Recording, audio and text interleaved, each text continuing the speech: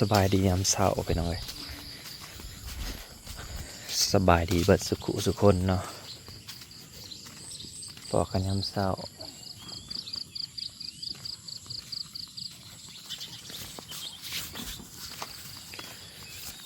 น้องเนยมาเกลือเป็ดเป็นบนเห็นเห็ด ได้น้องเนยเห็ดนะเห็ดออกลายเหมือนนะนี่แถวนี้นี่แมนเห็ดแถวนี้นี่ก็แมนที่2 ดอกนะให้อีกน้องเนยอ๋อคือแถวพี่ตาให้มันใหญ่ก่อนสิและดอกดอยได้หลายเลยเห็ดปวกโคนหรือว่าเห็ดตาชอบดอกเลย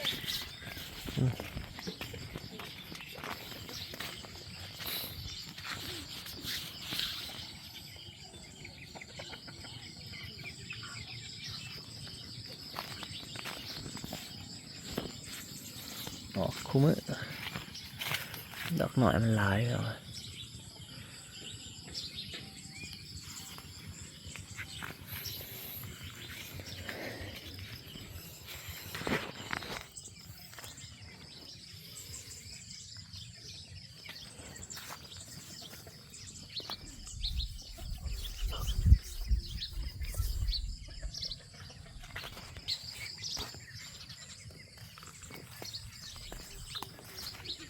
ลูกกายน้อยมือนี่ลูกให้มันแล้วเมื่อเงินกับลุยดำเบิดมือเบิดแล้วก็จบ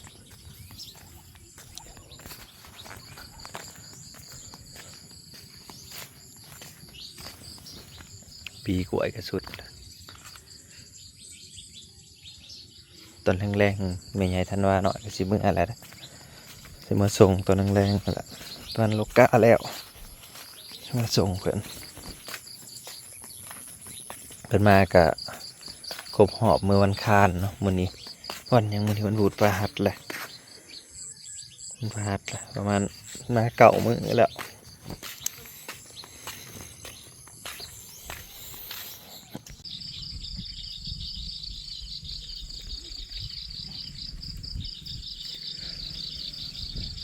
กำลังลกกะอะไรนะให้ลองเลย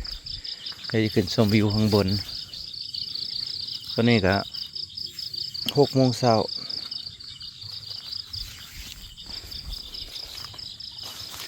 ขึ้นด้านบนก่อนเดี๋ยวให้ชมด้านบนพี่น้องเอ้ยจะเป็นอะไร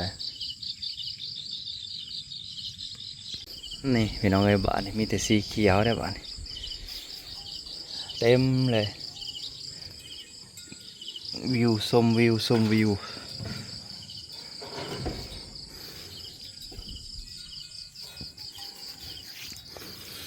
บ่งามให้นี่ก็ดำแต้งเฮืองอะไรบ่ได้งามยังเก่งดียิ่งอันนั้นอยู่งามสะหายน่ะคือกันหายน่ะน้ำท่วมที่แหละไปเป่งออกอยู่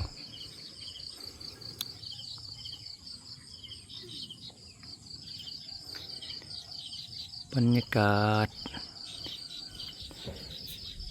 น้ำคือท่วมที่อีกแหละ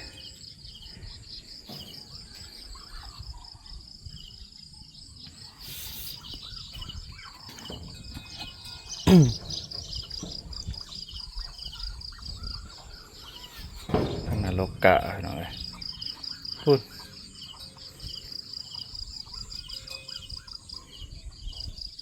ทางดำนา2 คนเขาหนองกูโน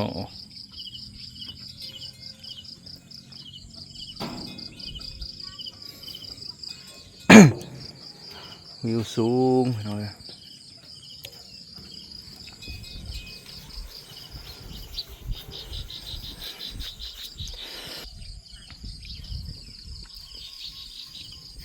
เขาหน้าให้ใหญ่กับฝนตกเหยียบกระดอกตกเหยียบแล้วเหยียบอีกตกดูก็เลยนานเขียวที่น้ำเหยียบมัน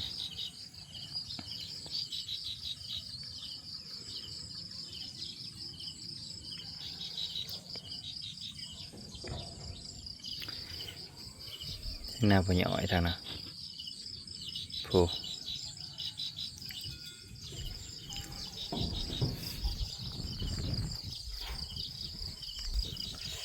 กะลีพี่น้องเอ้ย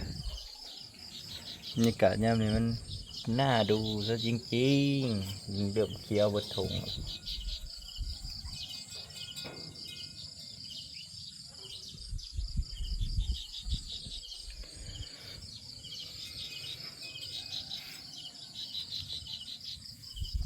นี่ก็ต้นมะขอใหญ่นี่มะขอลายๆยังจะช่วยเบิ่งอยู่ปลายมันไม่มีลายของมะขอเนาะ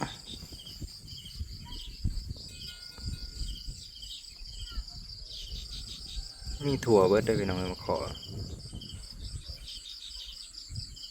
งานนี้ร้ายแห้ง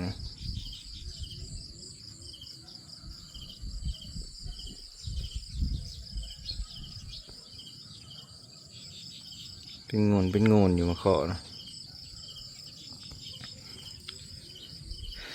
คำนั้นส่งง่ายคือแบบว่าถ้าส่งง่ายแบบทางฝั่งไทยอยากได้เด้มันมีบอลหับส่งเขาสิส่งให้อยู่แล้วตอนนี้มันต้องใส่เกลือขวามไปส่งอยู่ฝั่งไทยอีกโอ้มันยากล่าสุดพาสปอร์ตเขาเปียกน้ำพร้อมอีกเปียกน้ำเนี่ยได้เปลี่ยนหัวใหม่อยู่เบิ่งเมื่อนั่นแหละไปหับเอาไม่เท่าฝนพอตกกลางทางตกกลางทางก็เปียกน้ำโอ้มันลงใน10พาสปอร์ตเปียกน้ำจะได้เปลี่ยนหัวใหม่ก็3,000 บาทก็เลยโอ้โหมีแต่แนวเสียเงิน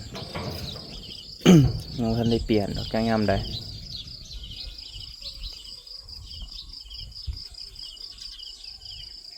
นกแซวอยู่ นำน้องกันตัวนี้วัดสีขาว สีขาวขุ่นเลย น้องไก่บ้าน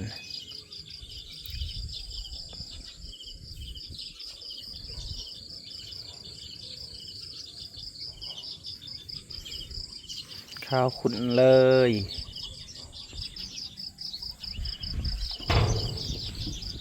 เตรียมลงลกกะพี่น้อง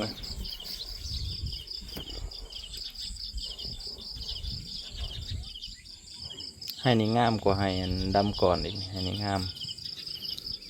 เขียวกลุ่มขึ้นมาเลยแล้วก็กองะแล้วเนี่ย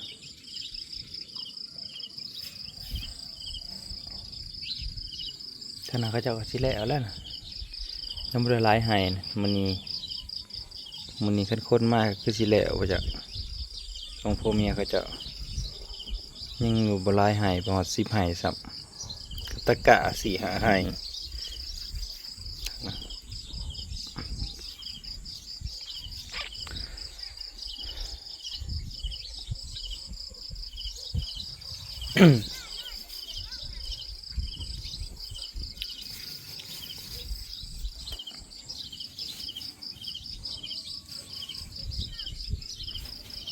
น้องเนยลกกะน้ำไม่ใหญ่ไม่เท่าจะลกให้มันเบิดตานี่ ลกให้มันเบิดซะกระเทินละ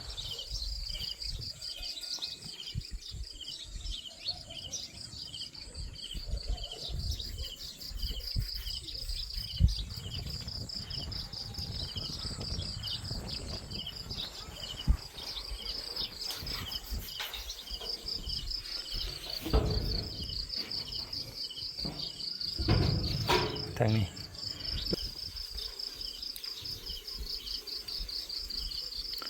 ต้นมะพร้าวกันเริ่มใหญ่มันถือฝนไปหน่อยถือฝนมันก็เลยเริ่มใหญ่ขึ้นมาอันนี้เป็นเดินบ่มีหน้าเลยทางนี้ทางหน้าทางทางนี้ขึ้นไปมันทางใหญ่ฝนตกออกบ่ได้ใช่ไหมฝนตกอันนี้รถใหญ่แทบออกบ่ได้ ขอผ่านทางเก่าจึงออกได้สัตว์แล้วออกบ่ได้สัตว์แล้วก็ย่อมออกบ่ได้เลย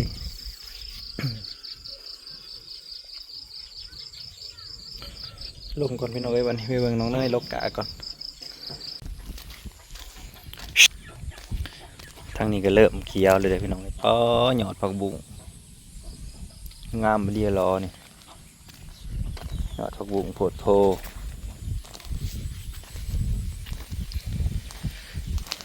เขียวกลุ่มเขียวกองเลยสภาพบนทางก็คือไปบุได้พี่น้อง บ่มีสิทธิ์ไปให้เละตุ้มเปะรถใหญ่เที่ยวบ่ได้เลยไปเขตนะใครแน่แต่ว่าเขตนี้เรียบร้อยเบิดเละ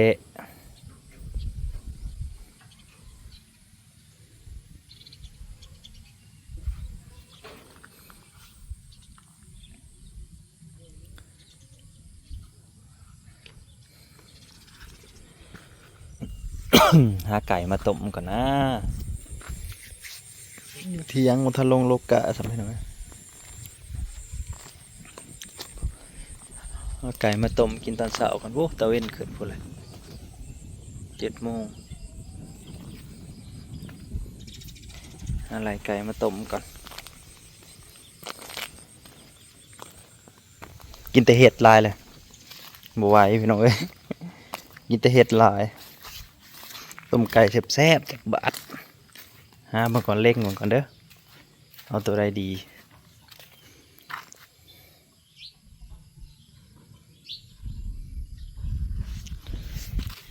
ไก่กระซ่องนี่ก็โอ้ย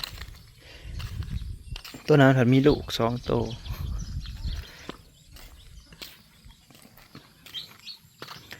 ไก่ผูลายอยากได้ไก่ผูมันต้ม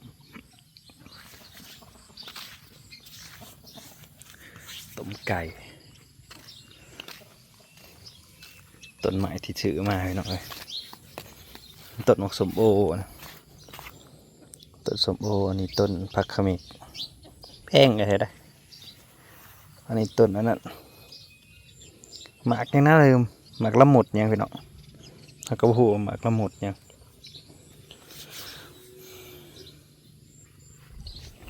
ต้นมะกรูดก็ซื้อต้นใหญ่ๆมาเลยจึงได้กินใบมันนะแพงเด้อต้นมะกรูดนี่กันซื้อมาต้นละ100,000 ปลาย200พอกันใหม่เด้อพี่น้องเด้อขอบคุณหลายที่มารับชม